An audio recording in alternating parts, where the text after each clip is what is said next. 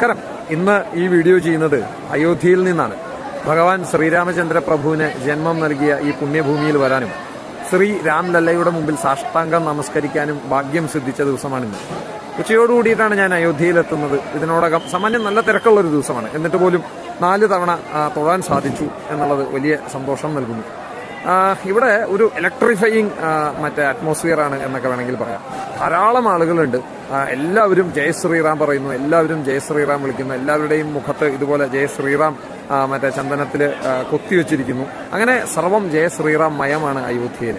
അപ്പോൾ അയോധ്യയിൽ ഇപ്പോൾ ഇവിടെ വന്ന് നോക്കുന്ന സമയത്ത് ഇന്ത്യയിലെ ഒട്ടുമിക്ക സ്ഥലങ്ങളിൽ നിന്നുള്ള ആൾക്കാരുണ്ട്. ഇവിടെ തെലുങ്ക് സംസാരിക്കുന്ന ആൾക്കാർ, മറാഠി സംസാരിക്കുന്ന ആൾക്കാർ, കന്നഡ സംസാരിക്കുന്നവർ, ഹിന്ദി സംസാരിക്കുന്നവർ, ഗുജറാത്തി സംസാരിക്കുന്നവർ. മലയാളികളെയും തമിഴന്മാരെയും അധികമായിട്ട് കണ്ടില്ല. മലയാളികളെ ഒട്ടും കണ്ടില്ല എന്ന് വേണമെങ്കിൽ പറയാം. അപ്പോൾ അങ്ങനെ ഇന്ത്യയിലെ വിവിധങ്ങളായിട്ടുള്ള സ്ഥലങ്ങളിൽ നിന്നുള്ള ആൾക്കാർ ഇവിടെ എത്തിയിട്ടുണ്ട്. ഇവിടെ കൂടുതലും തദ്ദേശീയരായിട്ടുള്ള ആൾക്കാർ നോക്കുകയാണെന്നുണ്ടെങ്കിൽ കൂടുതലും ഗ്രാമീണരായിട്ടുള്ള ആൾക്കാരാണ്. ഒരു വലിയ പടയായിട്ടാണ് അവർ വരുന്നത്. അത് ഒരു കുടുംബമാണോ ഇനി ഒരു ഏരിയയിൽ നിന്നുള്ള ആൾക്കാരാണോ എന്നറിയില്ല. അതിൽ വയസ്സായ ആൾക്കാരുണ്ട്, ചെറുപ്പക്കാരുണ്ട്, ചെറുപ്പക്കാരികളുണ്ട്, കുട്ടികളുണ്ട്. അങ്ങനെ വലിയൊരു ഗ്രൂപ്പായിട്ടാണ് അവർ വരുന്നത്. അപ്പോൾ എന്നെ സംബന്ധിച്ച് എന്നെ ഇവിടെ ഏറ്റവും ആകർഷിച്ച ഒരു വിഷയം എന്ന് പറയുന്നത് ഇവിടെ വന്നിട്ടുള്ള ആൾക്കാരൊക്കെ നമ്മൾ 2 സെക്യൂരിറ്റി ചെക്ക് കഴിഞ്ഞിട്ട് അവിടെ നിന്ന് പതുക്കെ പ്രൊസീഡ് ചെയ്ത് ഈ പ്രാണപ്രതിഷ്ഠ നടക്കുമ്പോൾ നമ്മളൊക്കെ കണ്ടുല്ലോ, ആ ഒരു വലിയ ഏരിയയിലേക്ക് കടക്കുമ്പോൾ, ആ ശ്രീകോവിലിന്റെ പരിസരത്തേക്ക് കടക്കുന്ന സമയത്ത് ഏകദേശം ഒരു 100 മീറ്റർ അകലെ നിന്ന് തന്നെ നമുക്ക് ഈ രാംലല്ലയുടെ വിഗ്രഹം കാണാൻ പറ്റും. ഒരു 3 ഡോം കഴിഞ്ഞിട്ടാണ് ഈ നമ്മുടെ നാട്ടിലൊക്കെ ഭാഷയിൽ പറയുകയാണെങ്കിൽ ഗർഭഗൃഹം ഇരിക്കുന്നത്. ഇവിടെ അങ്ങനെയല്ല, ഓപ്പൺ ആണ്, അതുകൊണ്ട് അങ്ങനെ പറയാൻ പറ്റില്ല. പക്ഷേ 3 ഒരു അത്തരത്തിലുള്ള ഡോമുകൾ കഴിഞ്ഞിട്ടാണ് ഈ ഇതിരിക്കുന്നത്. അവിടെ നമുക്കൊരു 100 മീറ്റർ ഡെഡ് എൻഡ് ആയിട്ടാണ് രാംലല്ലയുടെ ഈ വിഗ്രഹം കാണുന്നത്. ഇത് കാണുന്ന അവസരത്തിൽ ഇവിടുത്തെ ആളുകൾക്ക് ഉണ്ടാകുന്ന ഒരു എക്ടസി എന്നൊക്കെ വേണമെങ്കിൽ പറയാൻ പറ്റും. വളരെ ഹാപ്പി ആയിട്ടാണ് അവർ.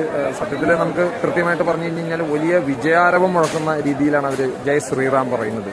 2 മുഷ്ടികളും ഇങ്ങനെ ഉയർത്തി ഒരു യുദ്ധത്തിലൊക്കെ ജയിച്ച പ്രതീതി തോന്നുന്ന രീതിയിലാണ് ജയ് ശ്രീറാം. അതിപ്പോൾ വലിയ ആൾക്കാരായിക്കോട്ടെ, ചെറിയ ആൾക്കാരായിക്കോട്ടെ, കുട്ടികളായിക്കോട്ടെ, സ്ത്രീകളായിക്കോട്ടെ, വലിയ സന്തോഷത്തോടു കൂടിയിട്ട് ഞാൻ നേരത്തെ പറഞ്ഞ പോലെ ഒരു വിജയാരവം മുഴക്കിക്കൊണ്ടാണ് ജയ് ശ്രീറാം പറയുന്നത്. അതുപോലെ ഇവിടെ വളരെ മനസ്സിനെ സ്വാധീനിച്ച മറ്റൊരു കാഴ്ച എന്ന് പറയുന്നത് ഇവിടെ ആളുകളെ പോലെ തന്നെ ധാരാളമായിട്ട് കുരങ്ങുകളുണ്ട്. കുരങ്ങുകൾക്ക് ഒരുപക്ഷെ ആൾക്കാരെക്കാൾ കൂടുതൽ പ്രയോറിറ്റി കിട്ടുന്ന ഒരു സ്ഥലമാണ് അയോധ്യ എന്ന് തോന്നി. നമ്മളുടെ ഇടയിലൂടെയൊക്കെ ഇങ്ങനെ പോയിക്കൊണ്ടിരിക്കുകയാണ് ഈ സാധനം. എല്ലാവരും അവരെ ജയ് ബജ്റംഗ് എന്ന് പറഞ്ഞ് തൊഴുന്നു. അവർക്ക് ഒട്ടും എന്താ പറയുക ഒരു പ്രയാസമുണ്ടാക്കാത്ത രീതിയിൽ വഴിമാറി കൊടുക്കുന്നു. മനുഷ്യർ കുരങ്ങനെ ബഹുമാനിക്കുന്നു. അല്ലെങ്കിൽ നമ്മുടെ ഉള്ളിലും ആ ജീവിയുടെ ഉള്ളിലും ഭഗവാൻ ഇരിക്കുന്നു എന്നുള്ള ബോധ്യത്തോടു കൂടിയിട്ട് അതിന്റെ അകത്തെ ഭഗവത് സാന്നിധ്യം ഉൾക്കൊണ്ടുകൊണ്ട് മനുഷ്യൻ എന്ന് പറയുന്ന വളരെ ഉന്നത ശ്രേണിയിൽ നിൽക്കുന്ന ജന്തുകുലത്തിൽപ്പെട്ട ആളാണെങ്കിൽ കൂടെ ആ കുരങ്ങനെ ഭജിക്കുന്ന, അല്ലെങ്കിൽ അതിനെ ബഹുമാനിക്കുന്ന, അതിനെ തൊഴുന്ന, ഭക്തിയാദരപൂർവ്വം അതിനെ കൺസിഡർ ചെയ്യുന്ന ഒരു കാഴ്ച, അത് വളരെ ഗംഭീരമായിട്ടുള്ളൊരു കാഴ്ചയാണ്. ജയ് ബജ്റംഗ് വിളിച്ച്, ജയ് ശ്രീറാം വിളിച്ച് ഓരോ കുരങ്ങൻ പോകുമ്പോഴും അതിനെ തൊഴുന്ന ഒരു കാഴ്ച. പിന്നെ അയോധ്യയെ പറ്റിയിട്ട് പറയുകയാണെന്നുണ്ടെങ്കിൽ നിങ്ങൾ ആരെങ്കിലും അയോധ്യയിലേക്ക് വരാൻ ഉദ്ദേശിക്കുന്നുണ്ട് എന്നുണ്ടെങ്കിൽ കുറച്ചുകൂടെ സമയം വെയിറ്റ് ചെയ്യുന്നതാണ് നല്ലത് എന്നാണ് എൻ്റെ അഭിപ്രായം. 1-2 വർഷത്തിന് ശേഷം വരുമ്പോൾ ആ ഒരു പൂർണ്ണത ലഭിക്കും. കാരണം പണി നടക്കുന്നുണ്ട്. ശ്രീകോവിലിനോട് ചേർന്ന് നിൽക്കുന്ന ഭാഗത്തും പിന്നെ ഞാൻ പറഞ്ഞ ഈ 3 ഡോമിൽ 2ാമത്തെ ഡോമിന്റെ ഏരിയയിലൊക്കെ പണി നടക്കുന്നുണ്ട്. പുറത്ത് ചുറ്റുമൊക്കെ പണി നടക്കുന്നുണ്ട്. അതിന്റെ ചില ബുദ്ധിമുട്ടുകളുണ്ട്. അല്ലാത്തത് വെച്ച് നോക്കിക്കഴിഞ്ഞ് കഴിഞ്ഞാൽ വളരെ പെർഫെക്റ്റ് ആണ് അയോധ്യ. നമ്മൾ ആദ്യത്തെ സെക്യൂരിറ്റി ചെക്ക് കഴിഞ്ഞ് അകത്തേക്ക് കടന്നു കഴിഞ്ഞാൽ നമുക്ക് ധാരാളമായിട്ട് ചെരുപ്പ് സൂക്ഷിക്കാനും അതുപോലെ മൊബൈല്, അതുപോലെ ബാഗ് തുടങ്ങിയിട്ടുള്ളത് സൂക്ഷിക്കാനുള്ള ലോക്കേഴ്സ് ഉണ്ട്. ഇവിടെ കണ്ട മറ്റൊരു പ്രത്യേകത ഈ ലോക്കർ സംവിധാനമാണ്. നമ്മുടെ നാട്ടിലൊക്കെ നമ്മൾ ഫോണും അതുപോലെ തന്നെ ചെരുപ്പൊക്കെ സൂക്ഷിച്ചാൽ അതിൻ്റെ ഒരു ടോക്കണാണ് ഇതിൽ. ഇവിടെ അങ്ങനെയല്ല. ഇവിടെ വലിയൊരു ലോക്കർ സംവിധാനമാണ്. ആ ലോക്കർ സംവിധാനത്തിൽ നമ്മൾ കൊടുക്കുന്ന ബാഗ് ഒരു ലോക്കറിൽ വെക്കും. അത് എന്നിട്ട് താഴിട്ട് പൂട്ടും. ആ പൂട്ടിന്റെ ചാവിയാണ് നമ്മുടെ കയ്യിൽ തരുന്നത്. നമ്മൾ തൊഴുത് തിരിച്ചു വരുമ്പോൾ അത് കൗണ്ടറിൽ കൊടുത്തു കഴിഞ്ഞാൽ അവർ നേരെ പോയി ചാവി ഇട്ട് തുറന്ന് നമ്മുടെ ബാഗ് എടുത്ത് പുറത്തു തരുന്ന ആ ഒരു സിസ്റ്റമാണ്. അത് വളരെ രസകരമായിട്ടുള്ള അല്ലെങ്കിൽ നല്ലൊരു സിസ്റ്റമായിട്ട് എനിക്ക് തോന്നി. പിന്നെ ടോയ്ലറ്റ്സും വെള്ളവും എല്ലാം അങ്ങനത്തെ സംവിധാനങ്ങളൊക്കെ തന്നെ ഉണ്ട്. പക്ഷേ പണി നടക്കുന്നത് കൊണ്ടുള്ള ചെറിയ ബുദ്ധിമുട്ടുകൾ, പൊടിയുടെ ശല്യം, അതുപോലെ തന്നെ ശബ്ദം തുടങ്ങിയിട്ടുള്ളതൊക്കെ ഉണ്ട്. പക്ഷേ ഇലക്ട്രിഫയിങ് അറ്റ്മോസ്ഫിയറാണ് അയോധ്യ നഗരിയുടെ ചുറ്റും. ജയ് ശ്രീറാം മാത്രമാണ് ഇവിടെ. അത് കാണുന്ന കാഴ്ചയിലായാലും കേൾക്കുന്ന ശബ്ദത്തിലായാലും ജയ് ശ്രീറാം, ജയ് ശ്രീറാം എന്നുള്ളത് മാത്രമാണ്.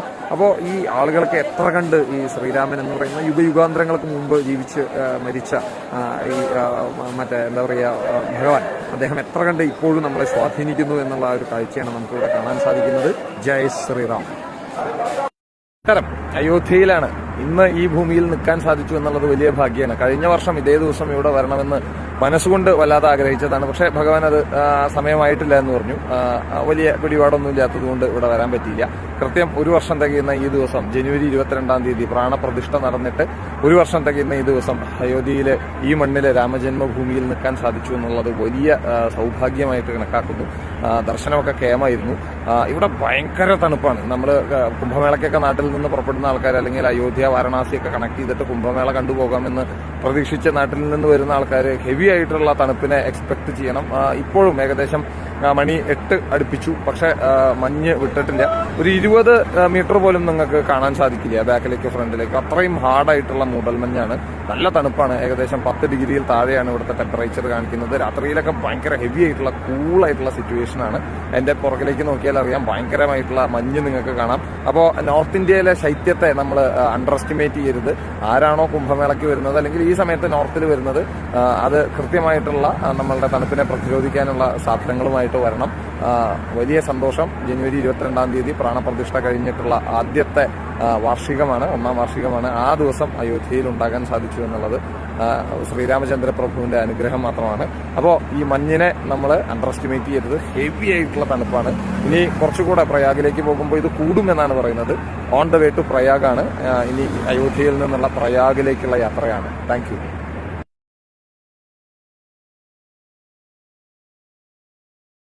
നമസ്കാരം. മഹാകുംഭമേള നടക്കുന്ന ത്രിവേണി സംഗമ ഭൂമിയിൽ നിന്നാണ് സംസാരിക്കുന്നത്. ഗംഗയുടെയും യമുനയുടെയും സരസ്വതിയുടെയും സംഗമം നടക്കുന്ന മഹാകുംഭമേള നടക്കുന്ന സ്ഥലം. ഇന്ന് ഒട്ടും തിരക്കില്ല എന്ന് തന്നെ പറയാം. ധാരാളം സ്പേസ് ഉണ്ട് ഇതില്. സ്പേസ് എന്ന് പറഞ്ഞു കഴിഞ്ഞാല് ഒരുപാട് എന്ന് പറഞ്ഞാൽ ഇപ്പൊ എന്റെ പിന്നിലും ഒക്കെ നിങ്ങൾക്ക് കാണാൻ സാധിക്കും. ഞാനിങ്ങനെ റൗണ്ട് ചെയ്യുന്ന സമയത്ത് ഒരു വലിയ ഏരിയയാണ്. ഇത് ഒരു ഹെവി ആയിട്ടുള്ള അഡ്മിനിസ്ട്രേറ്റീവ് ആയിട്ടുള്ള കാര്യങ്ങൾ നടക്കുന്ന സ്ഥലമാണ്. ഒരു ജില്ലയായിട്ടാണ് ഈ 10th സിറ്റിയെ പ്രഖ്യാപിച്ചിട്ടുള്ളത്. ഇതിന് മാത്രമായിട്ടൊരു കളക്ടറുണ്ട്, മന്ത്രിയുണ്ട്, ഒരു അഡ്മിനിസ്ട്രേറ്റീവ് ഓഫീസുണ്ട്, ഒരു കളക്ടറേറ്റ് പ്രവർത്തിക്കുന്നു. നിങ്ങൾക്ക് എന്റെ പിന്നിൽ കാണാം. ഹ്യൂജ് ഒരു വലിയ ഏരിയയാണ്. അപ്പോൾ ഇപ്പൊ ഞാൻ നിൽക്കുന്ന സ്ഥലമാണ് ത്രിവേണി സംഗമ ഭൂമി. ഇവിടെയാണ് ഗംഗയും യമുനയും പ്രത്യക്ഷത്തിൽ നമുക്ക് കാണാൻ സാധിക്കും. അത് ഒന്നാവുന്ന സ്ഥലമാണ്. ഇനി ഇവിടുന്ന് അങ്ങോട്ട് ഗംഗയായിട്ടാണ് ഒഴുകുന്നത്. സരസ്വതി അദൃശ്യ നദിയായിട്ടാണ് നമ്മൾ സങ്കല്പമായിട്ടാണ് കണക്കാക്കുന്നത്. ഒട്ടും തിരക്കില്ല. നമ്മൾ നാട്ടിലെ ആളുകൾ വിചാരിക്കുന്നത് പോലെ ഇവിടെ കോടാനുകൂടി ആൾക്കാരും തിങ്ങി നിറഞ്ഞ അവസ്ഥയൊന്നുമില്ല എന്നർത്ഥം. നിങ്ങൾക്ക് anyone can come and enjoy this എന്നുള്ള രീതിയിലാണ് ഇവിടെ. വളരെ ഓസ്പീഷ്യസ് ആയിട്ടുള്ള കുറച്ച് ദിവസങ്ങളുണ്ട്. ഇനി നെക്സ്റ്റ് എനിക്ക് തോന്നുന്നത് ജനുവരി 29-നാണ്. ദെൻ ഫെബ്രുവരി 3-നുണ്ട്. ദെൻ മഹാശിവരാത്രിയാണെന്ന് തോന്നുന്നു. ആ ദിവസങ്ങളിൽ മാത്രമാണ് ഹെവി ആയിട്ടുള്ള ക്രൗഡ് ഉണ്ടാകുന്നത്. അപ്പൊ എന്റെ പിന്നിൽ ആ ലൈറ്റ്സ് കാണുന്ന സ്ഥലമാണ് ഈ അഖാഡകളുടെയും അഘോരികളെ പുറത്ത് കാണാൻ കിട്ടില്ല. ദെൻ സന്യാസിമാരുടെയൊക്കെ സ്ഥലം. ഇത് 25 ബ്ലോക്കായിട്ടാണ് തിരിച്ചിട്ടുള്ളത്. 25th ബ്ലോക്കിലാണ് നമ്മൾ താമസിക്കുന്നത്. അപ്പോൾ അവിടെ നിന്ന് ഏകദേശം ഒരു 5 കിലോമീറ്റർ ഇപ്പുറയാണ് ഈ സംഗമ ഭൂമി കിടക്കുന്നത്. അപ്പൊ ഞാൻ ഇതിന്റെ ഒരു ചെറിയൊരു ബ്രീഫ് എന്ന് പറയുന്നത്, ഇപ്പോൾ കേരളത്തിൽ നിന്നൊക്കെ ഇവിടെ വരാൻ ആഗ്രഹിക്കുന്ന ആൾക്കാരെ സംബന്ധിച്ച് നിങ്ങൾക്ക് 2 മാർഗമാണ് ഉള്ളത്. ഒന്നില്ലെങ്കിൽ ഫ്ലൈറ്റ് വഴി പ്രയാഗ്രാജിലേക്കോ, അല്ലെങ്കിൽ തൊട്ടടുത്ത സിറ്റികളായിട്ടുള്ള ലക്നൗ, അല്ലെങ്കിൽ അയോധ്യ, വാരണാസി, ഈ പറയുന്ന സ്ഥലങ്ങളിലേക്ക് നിങ്ങൾക്ക് ഫ്ലൈറ്റ് വഴി വരാം. അപ്പോൾ ഫെബ്രുവരിയിലൊക്കെ ഉള്ള ബുക്കിംഗ് ആണെന്നുണ്ടെങ്കിൽ എനിക്ക് തോന്നുന്നത് it cost you around 7,000 rupees ഒക്കെ ആയിരിക്കും ഫ്ലൈറ്റിന് വരുന്നത്. അവിടെ നിന്ന് ധാരാളം ട്രെയിനുകളുണ്ട് അലഹബാദിലേക്ക്. പ്രയാഗ്രാജ് ജംഗ്ഷൻ എന്നുള്ളതാണ് ആ പേര്. പ്രയാഗ് ജംഗ്ഷൻ വേറെയുണ്ട്. പ്രയാഗ്രാജ് ജംഗ്ഷനിലേക്കാണ് വരേണ്ടത്. അപ്പോൾ നമ്മളവിടെ വളരെ പഴയ ഒരു റെയിൽവേ സ്റ്റേഷനാണ്, വലിയ റെയിൽവേ സ്റ്റേഷനാണ്. അപ്പോൾ നമ്മൾ വിചാരിക്കുന്നത് പോലെ കാലുകുത്താൻ സ്ഥലമില്ലാത്ത അവസ്ഥയൊന്നുമല്ല. വളരെ സാധാരണമായിട്ടുള്ള ഒരു തിരക്കേ അവിടേക്ക് ഉള്ളൂ എന്നർത്ഥം. അവിടെ നിന്ന് നിങ്ങൾക്ക് 500 രൂപ കൊടുത്തു കഴിഞ്ഞ് കഴിഞ്ഞാൽ ഈ ത്രിവേണി സംഗമ ഭൂമിയിലേക്ക്, സംഘം എന്നാണ് ഇവിടെ പറയുന്നത്, സംഗമ ഭൂമിയിലേക്ക് നിങ്ങൾക്ക് ഓട്ടോറിക്ഷ കിട്ടും. ആ ഓട്ടോറിക്ഷയിലോ അല്ലെങ്കിൽ അടുത്ത ബസ് വഴി നിങ്ങൾക്ക് ഇവിടെ എത്താൻ പറ്റും. ഓട്ടോറിക്ഷയാണ് നല്ല ഒരു ഓപ്ഷൻ.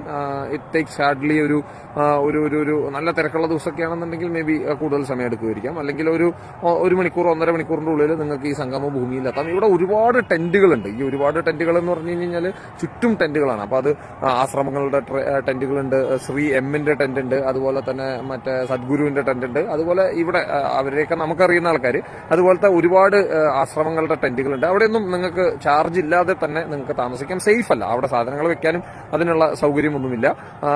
പക്ഷെ നിങ്ങൾക്ക് നിങ്ങളുടെ കയ്യിൽ എല്ലാ സാധനങ്ങളും ഉണ്ടെങ്കിലോ, നല്ല തണുപ്പുണ്ട്, ബ്ലാങ്കറ്റ്, കോട്ട്, തൊപ്പി, ഇതെല്ലാം ഉണ്ടെങ്കിൽ you can sleep over there. അവിടെ കിടന്നുറങ്ങിയിട്ട് നിങ്ങൾക്ക് ഈ സംഗമ ഭൂമിയിൽ വന്ന് ജസ്റ്റ് ഭൂമിയിൽ വന്ന് സ്നാനം നടത്തി തിരിച്ചു പോകാവുന്നതാണ്.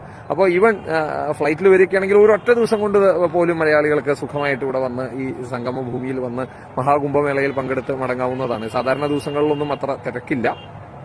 ഒഴിവ് ദിവസങ്ങളും അതുപോലെ ഓസ്പീഷ്യസ് ദിവസങ്ങളിലുമാണ് ഇവിടെ വലിയ തിരക്ക് അനുഭവപ്പെടുന്നത്. ഇപ്പോൾ വളരെ സാധാരണയായിട്ടുള്ള തിരക്ക് മാത്രമേ ഉള്ളൂ. ഒട്ടും ആളുകളില്ല എന്ന് തന്നെ വേണമെങ്കിൽ പറയാം. നോക്കൂ, എന്റെ പിന്നിലൊക്കെ നിങ്ങൾക്ക് കാണാൻ പറ്റും.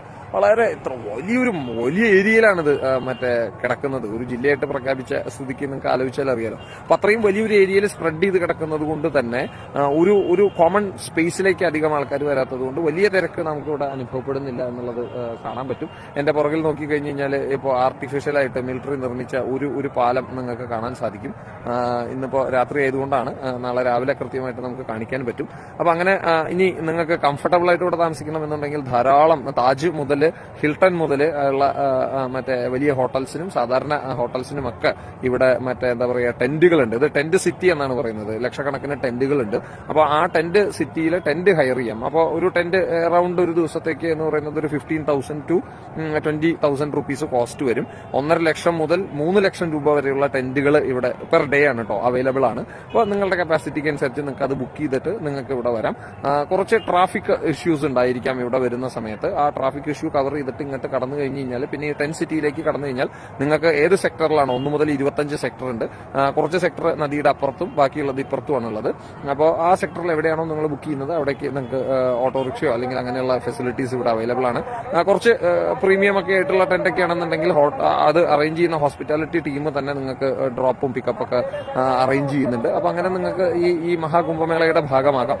അത് അത്ര വലിയൊരു ഹെക്ടിക് ജോബ് അല്ല എന്നർത്ഥം. പണമുള്ളവർക്കും ഇല്ലാത്തവർക്കും സമയമുള്ളവർക്കും ഇല്ലാത്തവർക്കൊക്കെ ഇതിന്റെ ഭാഗമാകാൻ വലിയ പ്രയാസമുണ്ട് എന്ന് തോന്നുന്നില്ല. സാധാരണ ദിവസങ്ങളിലാണെന്നുണ്ടെങ്കിൽ ഈവൻ നിങ്ങൾക്ക് ബൈ ഫ്ലൈറ്റ് വരികയാണെന്നുണ്ടെങ്കിൽ രാവിലെ ഏതെങ്കിലും ഫ്ലൈറ്റ് ഉണ്ടെങ്കിൽ ആ ഫ്ലൈറ്റ് പിടിച്ച് ഇവിടെയോ വാരണാസിയിലോ വന്ന് ട്രെയിൻ പിടിച്ച് അലഹബാദിൽ ഇറങ്ങി ഇവിടെ വന്ന് സ്നാനം കഴിഞ്ഞ് സെയിം ഡേ തന്നെ നിങ്ങൾക്ക് തിരിച്ചു വീട്ടിലേക്ക് എത്താവുന്ന സൗകര്യമുണ്ട്. ഒരു വിശദമായിട്ടുള്ള നിങ്ങൾക്ക് ഉള്ള എല്ലാ ഓപ്ഷനും അതിന്റെ കോൺടാക്ട് ഡീറ്റെയിൽസ് ഇഫ് പോസിബിൾ ഒക്കെ അടക്കം ഒരു വീഡിയോ അടുത്ത് തന്നെ വേറെ ചെയ്യാം.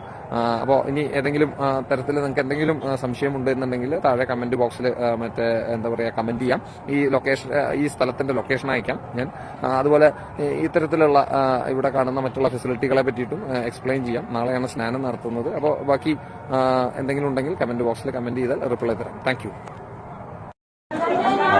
हर हर महादेव, हर महादेव, नमः शिवाय, ओम नमः शिवाय, हर हर महादेव.